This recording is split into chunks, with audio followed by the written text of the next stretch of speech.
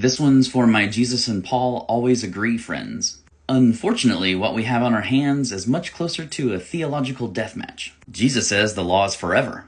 Paul says the law is already gone. And church history gives the trophy to Paul? Welcome back to Pesky Passages, where your favorite doctrines face serious challenges and we learn to ask better questions along the way. Okay, let's take a closer look at each contender's claims. In Matthew 5, Jesus says, "Do not think that I have come to abolish the law or the prophets. I have come not to abolish but to fulfill. For truly I tell you, until heaven and earth pass away, not one letter, not one stroke of a letter will pass from the law until it is all accomplished." In Ephesians 2, Paul says, "He," meaning Jesus, "has abolished the law with its commandments and ordinances, so that he might create in himself one new humanity in place of the two, thus making peace, and might reconcile both groups to God in one body through the cross, thus putting to death that hostility through it." The tension here isn't subtle, it's central. Jesus, speaking to a Jewish audience, insists that the Torah is here to stay. Not a letter, not a stroke of a letter will pass until the entire cosmos disappears. He isn't overthrowing Moses. He's standing with him. Now Paul, decades later and writing to Gentiles, doesn't just sideline the law. He declares it abolished, and not just after the resurrection or after Pentecost. According to Paul in Ephesians, it was abolished in Jesus' flesh through the cross. What Jesus said would endure past heaven and earth, Paul says was already nullified before he even ascended. These aren't just different emphases, they're opposite trajectories.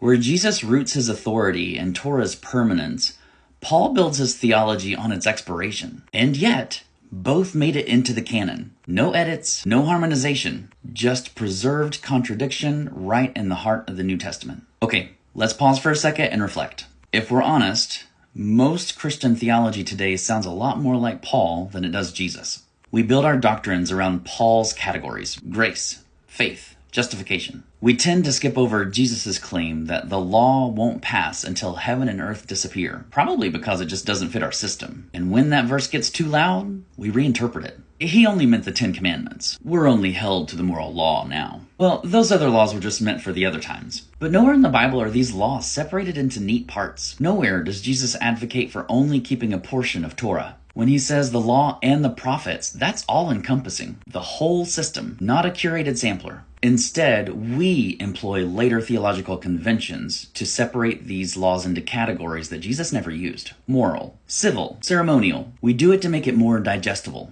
more in line with Paul's theology. That lets us keep the parts that match our modern sensibilities and dismiss the rest as no longer relevant. Then we turn around and criticize others for doing the exact same thing, just choosing a different set of sensible laws. We eat bacon, work weekends, mix fabrics, no problem. We condemn slavery. We dismiss the ban on charging interest. We scoff at debt cancellation every 7 years.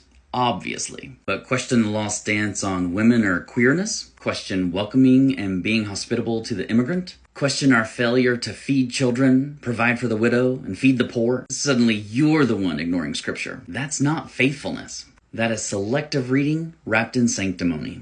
And at the end of the day, we've made our choice. Turns out we didn't demand that Paul conform to the image of Jesus. Instead, we gave Paul the victory and made Jesus in the image of Paul.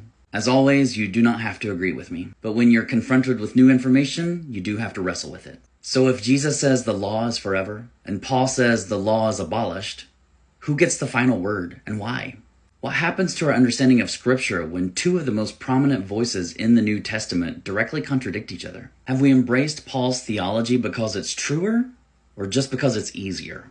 If we've molded Jesus into a Paul-shaped figure, what else might we be bending to fit our system? When we elevate Paul, we flatten Jesus. We pretend they're always on the same page, but they're demonstrably not. And that doesn't have to destroy your faith. It just means we have work to do, to read more honestly, more humbly, and with both eyes open. So if you're ready to question who's really driving your theology, you're in the right place. Come along. You're welcome here.